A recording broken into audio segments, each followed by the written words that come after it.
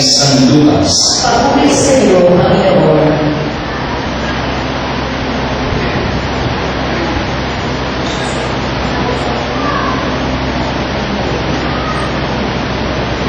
Noong panahong iyon, itinahayag ni Maria ang awit na ito. Ang puso ko'y nagpupuri sa Panginoon at nag-aalab ang aking espiritu dahil sa Diyos na aking tagapagligtas. Sabagat tiningap niya ang kanyang abang alipin, at mula ngayon ako'y tatawaging mapalad ng lahat ng saling lahi dahil sa mga dakilang bagay na ginawa sa akin ng makapangyarihan. Banal ang kanyang pangalan. Kinahabagan niya ang may takot sa kanya sa lahat ng saling-saling lahi. Pinakita niya ang lakas ng kanyang mga bisig. Pinamalag niya ang mapalalo ang isipan. Ibinagsak niya ang mga hari mula sa kanilang trono at itinaas ang mga nasa abang kalagayan. Pinusog niya ng mga mabubuting bagay ang mga nagugutom at pinalayas ng wala ni anuman ang mayayaman. Tinulungan niya ang kanyang bayang Israel bilang pagtupad sa pangako niya sa ating mga magulang, kay Abraham at sa kanyang lahi magpakailanman. Nanatili si Maria kay Elizabeth na may 3 buwan at saka umuwi. Ang mabuting balita ng ating kaligtasan. Pinupuri ka namin, Panginoon Yesu Cristo. Magsibuwan lahat.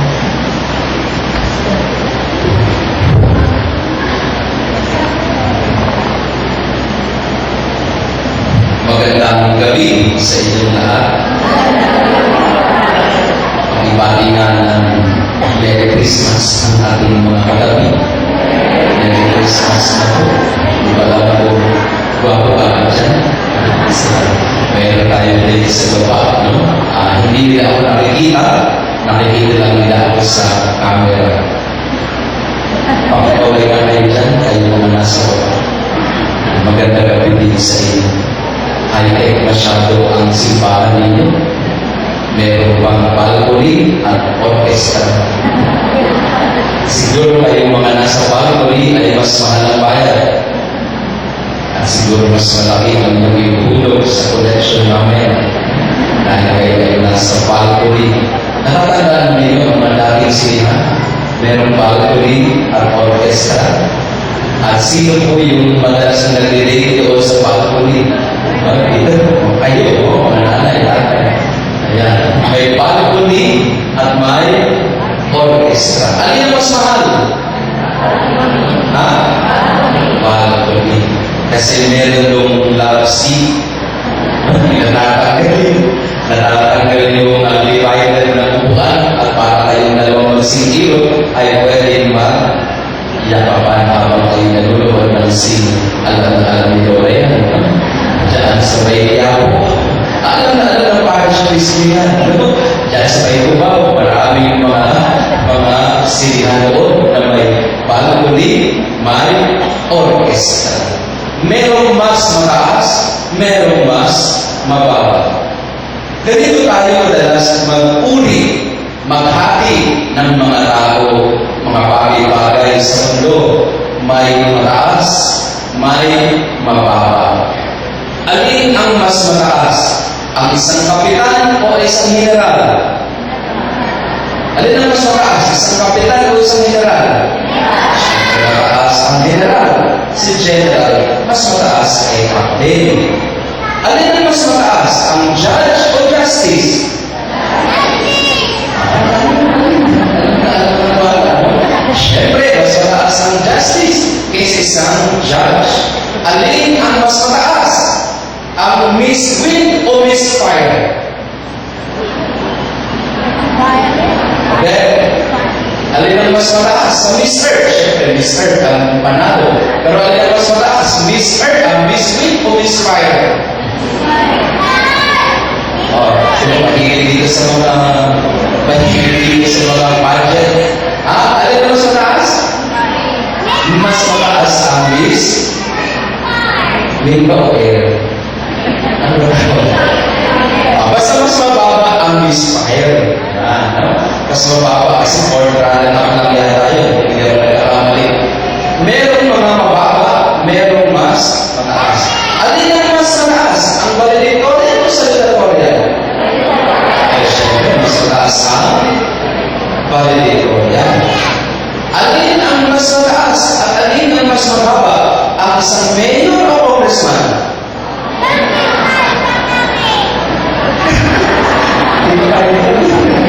Alin ang mas mataas? Ang mayor o isang congressman? Hindi ko alam ha. Hindi ko alam kung alin mas mataas. Pwede sabihin natin mas mataas ang isang congressman dahil mas marami. Pero, mas mataas din ang isang mayor. Hindi ko ba? Alin ang mas mataas? Ang isang gobernador o isang mayor? Sabi nila, mas mataas ang isang... Merong mga mataas, merong mga mababa. At minsan tayong mga tao, dito tayo naglalaro ng ating pag-uugnayan sa isa't isa. Tinitingnan natin kung ang taong harap natin ay mataas sa iyo o mababa kaysa sa iyo. May mataas na tao, may mababang tao. Paano pinahihirapan ang mga mataas na tao? Halimbawa, paharap ako sa mataas na tao. Paano ka nakikitungo sa kanya? Madalas, iba ang makikitungo sa mataas na tao sa isang taong mas mababa kaysa sa iyo sa pagturing. Tama? Minsan, bumisita sa iyo ang sa mataas na tao, halos ikaw ay hindi na maglandarapa sa paghabol sa kanya. At pagka dumating sa iyo mas mababang tao, halos wala ka namang pakialam. Mataas, mababa, makapangyarihan, o hindi. Sa ating narinig na Ebanghelyo ngayon, ano ang pahayag ni Maria? Yung mga mataas ay ipababa. Yung mga mababa ay itataas. Ito ang gagawin ng Diyos sa ating mga tao na yung nagmamataas, nagmamagaling, nanghahamak ng aapi ng kanyang kapwa, sila'y ibababa. At yung mga hinahamak, yung mga inaapi, yung mga sinasandabi, sila naman ang itataas. Yun ang ibig sabihin ng salitang magnificat. Pakiulit ngayon, magnificat. Alam niyo po ba kung saan galing ang salitang magnificat? Galing ito sa dalawang Latin salita. Magnus, pakiulit, Magnus, tuturo ako kayo ng Latin, ano kayo tuturo ng Latin? Magnus, feci. Pakiulit ha, feci. Hindi feci, feci. Magnificat galing sa dalawang salita. Magnus, feci. Ang ibig sabihin ng Magnus, great, dakila. Feci, ang ibig sabihin ay ginawa. Mga ginawa. Kaya pag sinabi mong magnificat, Magnus feci, ang ibig sabihin ay ang madakilang ginawa. The great deeds and the great one. May isang gumawa na dakila at marami siyang dakilang ginawa. Yun po ibig sabihin ng magnificat. May isang dakila at ang dakilang ito ay maraming dakilang ginawa at siya lamang ang tunay na dakila at itinatanghal siya na pinakadakila sa lahat. Kaya yung mga nagdadakilakilaan sa mundo, yung mga nagkakarihan sa mundo, darating ang panahon, ibababa sila ang lahat. Sapagat isa lang naman talaga ang tunay na dakila. Isa lang naman talaga ang dapat na papurihan, magnificat. Ang papuri, kanino binibigay? Ang papuri ay binibigay hindi sa mga katulad natin hamak lamang. Kanino dapat ibigay ang papuri at pasasalamat? Sa dakilang lumikha ng maraming dakilang bagay. Yun po ang ibig sabihin ng Magnificat. The Great One has performed great deeds for us. Para kay Maria, kaya niya pinupuri ang Panginoon sapagat nasabi ni Maria, sino ba naman ako, isang hamak na dalaga? Subalit ano ang kanyang ginawa mula sa aking pagkahamak na dalaga? Mula sa aking pagiging mahirap, mula sa aking pagiging isang tao na sinasandabi, ako ay itinaas ng dakilang ito. The Great One has lifted me up, has raised me up from a lowly condition. Mula sa aking kababaan, ako ay kanyang itinaas. At ang mga nasa itaas, kanyang binababa. Mga kapatid, napakalaki po ng ibig sabihin doon para sa ating lahat ng mga Kristiyano. Ano po ang unang-unang paalaala sa atin ditong Magnificat na ito? Una, ang dapat mong papurihan ay ang dakila, the Great One. Siya lamang dapat papurihan. Siya lamang ang dapat sambahin. Siya lamang ang dapat nabigyan ng lahat-lahat ng papuri at pasasalamat. Kung tayo ay nagpupuri, purihin mo ang mga tao. Oo, dakilin mo ang mga tao.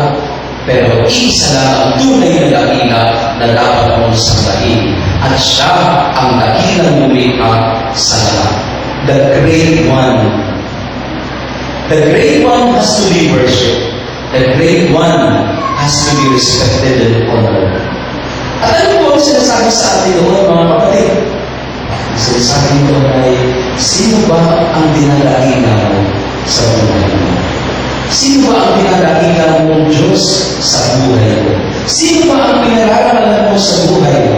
Sino ba ang pinapupulihan mo sa buhay mo? Who is the Great One in your life? Para kay Maria, isa lamang ang dakila. Ang dakilang nagmahal sa kanya ng lubos. Pangalawa, ang ibig sabihin ng Magnificat ay hindi lang papuri sa dakilang lumikha. Ang mga Magnificat din ay papatungkol sa dakilaan na kanyang mga ginawa sa atin. God has done marvelous things in our life. Kaya pangalawa, matutunan natin sa Magnificat ni Maria, ano bang mga dakilang bagay ang binigay ng Diyos sa atin ngayong taong ito? Anong mga dakilang bagay ang pinagkaloob sa iyo ng Panginoong lumikha sa taong ito? Na dapat mong ipagpasalamat. What great deeds have God performed in your life? Ano? Pakita mo na ang iyong sarili. Ano kayang mga dakilang bagay ang ginawa sa akin ng Panginoon? Sa araw ito, na dapat mong ipagpasalamat. Pakita mo na ang katabi mo. Anong dakilang bagay ang ginawa ng Diyos sa iyo? Binigyan ka ba ng anak? Matagal na kayo hindi nagkakaanak, biglang nagkaroon kayo ng anak. Pumasa ka sa board exam, nakatakot mo na pag-aaral ang iyong anak. Gumaling ka ba sa iyong karamdaman? Narinig ba ng Panginoon ng iyong panalangin? What great deeds have God performed in your life? Yun ang Magnificat. The awareness and the consciousness that God who is great continues to do great things in my life. Ano ang nakikita mo sa buhay mo ngayon? Mga dakilang bagay na ginawa ng Diyos o mga disgrasyang nangyari sa buhay? Ano ang mas matingkad? Ano ang mas marami? May dakilang bagay na ginawa ang Diyos para sa iyo ngayong taong ito. At yun ang dapat mong ipagpasalamat. Pangatlo, ano yung una? Ang iyong ang Magnificat, ang unang binigay sa atin yun, dakilain mo ang tunay na dakila. Purihin mo siya, sambahin mo siya, the Great One. Ano ang kanyang ginagawa ng dakilang Diyos na ito? Maraming dakilang bagay para sa iyo at sa akin. He performs wonderful deeds, great deeds for you and me. Pangatlo, at Panginoon dapat natin sa puso at isabuhay sa Magnificat. ang Panginoong Diyos na dakila. Na palagi ang gumagawa ng dakilang bagay sa akin ay gumahamon din sa akin na gumawa ng dakilang mga gawain para sa aking kapwa. What great deed have you performed for others? Anong dakilang gawain ang inihandog mo sa iyong kapwa ngayong taon ito at ngayong Paskong ito? Question. Meron ka bang dakilang ginawa para sa iyong kapwa? Meron ka bang isang dakilang bagay na ginawa para sa iyong pamilya? Meron ka bang isang dakilang ginawa para sa iyong parokya? Para sa iyong simbahan? At lalo higit, meron ka bang dakilang ginawa para sa Panginoon? Do not fail to perform a great deed for the Lord this Christmas. Pwede siguro yung tulungan mo yung mga nasa lata ng bagyo sa Mindanao. One great deed. Pwede siguro na yung nagugutom na kapitbahay mo ay bigay mo ng makakain. One great deed. Pwede siguro ang nalulunod sa tahanan mo ay iyong sinamahan, kinausap, pinagpasensyahan, pinagtsagaan. One great deed. May nagawa ka ng mga maganda para kay Lord ngayong Paskong ito. O wala. Pwede ka pang umago.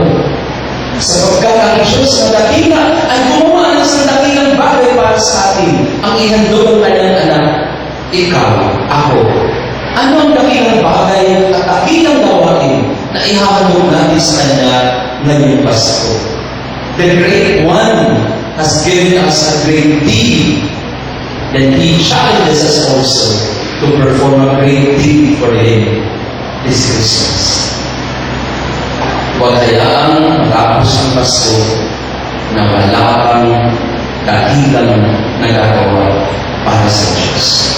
Huwag mong hayaang lumipas ang Pasko na wala kang naibabahaging magandang bagay para sa kapwa mo. Huwag mong hayaang matapos ang Pasko nang wala kang napapasaya na nanunumbay ng uligat sa sarili mo. Give praise to the Great One who performs great deeds for us, who challenges us to do great deeds for Him. Sana ngayong Pasko, ito po ang ating maisabutan.